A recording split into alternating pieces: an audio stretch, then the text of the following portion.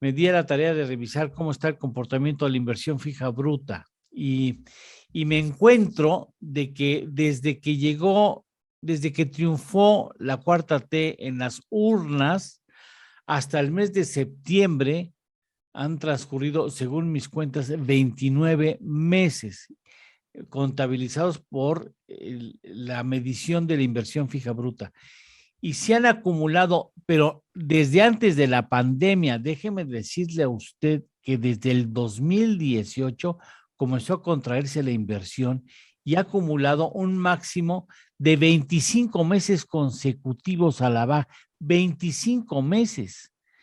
Y dije, ay, y a lo mejor eso pasó también en las otras crisis anteriores, y me fui en 94, bueno, obviamente 95, porque el error de diciembre fue en diciembre del 94, me fui al 95, me fui al 2000, al 2008, y en ninguna de esas crisis hubo más de 15 meses consecutivos con baja. Y esta administración tiene el 25 meses consecutivos con la inversión fija bruta en contracción. Pero te dejo el micrófono, mi estimado Javier. Gracias, Eduardo. Muy buenos días. Bueno, ahí lo que te refieres se llama confianza o Sí. falta de confianza, que ese es uno de los temas muy importantes.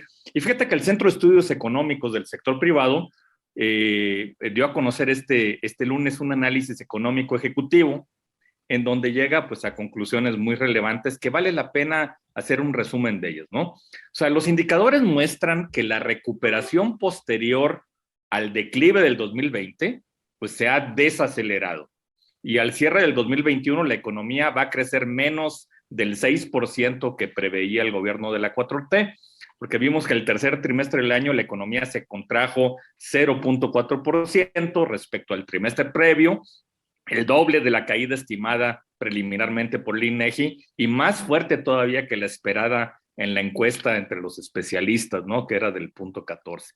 Entonces, las encuestas de expectativas que el Banco de México levanta entre los especialistas del sector privado arroja un pronóstico promedio de crecimiento para el presente año de 5.65%. El Banco de México estima un 5.4%, y el Centro de Estudios Económicos del Sector Privado pues no descarta un resultado aún menos favorable. Pero fíjate, Eduardo, el PIB de 2021 sería 3.2% menor al de 2019, que es lo comparable, no con 20, sino con 21, y 3.4% menor al de 2018. Es decir, va a terminar este gobierno sin crecimiento. Ahora, por el lado interno, la inversión y el consumo son los componentes de la demanda agregada que podrían impulsar la economía, tú lo has mencionado. Cuando se compara la inversión en 2021 con el cierre de 2019, el resultado es negativo, menos 8.2%. Entonces, por el lado del consumo privado, es probable que en 2021 su nivel se sitúe por debajo del 2019, y esa preocupante de la falta del dinamismo del consumo es que puede estar relacionado con el deterioro del empleo y su calidad. Entonces, el mensaje oficial y diversas medidas que se han tomado, algunos incluso ilegales o de legalidad controvertida, pues han generado fuertes dudas sobre la prevalencia del Estado de Derecho y consecuentemente pues hay un ambiente de incertidumbre. Todo ello desalienta la inversión y la creación de empleos. Y fíjate aquí, Lalo, que quisiera ver que el mercado laboral sufrió un fuerte impacto negativo durante la pandemia de 2020, y aunque en el último año se ha mostrado cierta mejoría, su estado es todavía de deterioro respecto a 2019. Y entonces en 2019 estaba muy lejos de ser saludable. Entonces, la brecha laboral que se compone de la suma de la población desocupada que busca trabajo sin éxito, aquí hay algunos datos importantes, pero hay que ver que hay población disponible, que es la que desea trabajar, pero no busca empleo, es decir, no participa en el mercado. Hay subocupada, que es la que estando empleada expresa la necesidad y la disponibilidad de ofertar más tiempo de trabajo de lo que su ocupación actual le permite. Y hay población en condiciones críticas de ocupación. Bueno, los niveles respecto al último trimestre de 2019 muestran un claro deterioro. La brecha laboral se incrementó en más de 4 millones de personas. Entonces, a octubre pasado había 2.3 millones en desocupación 7.6 millones como disponibles, 6.2 millones en subocupación, es decir, un total de más de 16 millones de mexicanos de brecha laboral. Además, hay 13 millones de trabajadores en condiciones críticas, y eso es por arriba de los 10.3 millones al final del 2019. La población ocupada sumó 56.4 millones en octubre, eso es solo 1 millón más que al final de 2019. Pero aquí hablamos, Eduardo, y siempre hay que ver que esta es la población económicamente activa de 56, más de 56 millones, pero solamente hay registrados en el Seguro Social 20 millones. Es decir, tenemos un alto número de trabajadores en la informalidad. Ese es el gran reto que tiene nuestro país.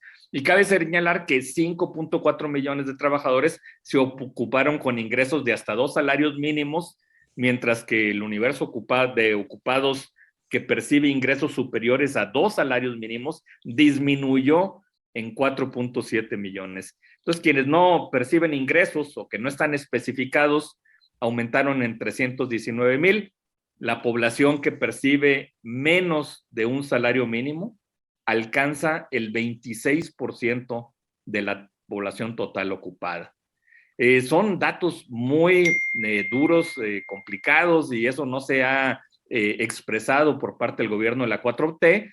Yo creo que el otro motor de la demanda agregada que puede impulsar el crecimiento, pues es el de las exportaciones, que es el más prometedor, y el valor de las ventas al exterior, además del efecto del rebote de la pandemia, pues ha crecido de manera sólida en el año, pues gracias al impulso que proviene del dinamismo de la economía de Estados Unidos. Y si mantiene esa dinámica, van a crecer anualmente en alrededor del 20%, y respecto al cierre de 2019 podría ser hasta 9% mayores. Pero aquí hay un problema, ¿no? El tema se llama inflación. Es probable que la falta de dinamismo de la economía mexicana se extienda hasta finales de este año, sin duda, con el riesgo de seguir limitando la creación de empleos, el bienestar de los hogares, y mientras tanto, pues aumentan las presiones inflacionarias. La encuesta del Banco de México entre especialistas arroja un pronóstico de inflación anual del 7.2% para el cierre de este año, y para el próximo de 4.1%.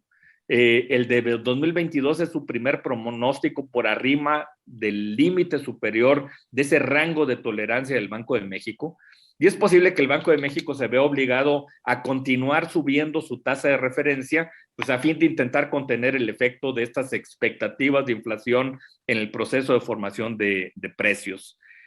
Yo creo que hay retos importantes, Eduardo, dado el cierre económico de los 2 últimos años. El principal reto a futuro es la recuperación de la actividad económica.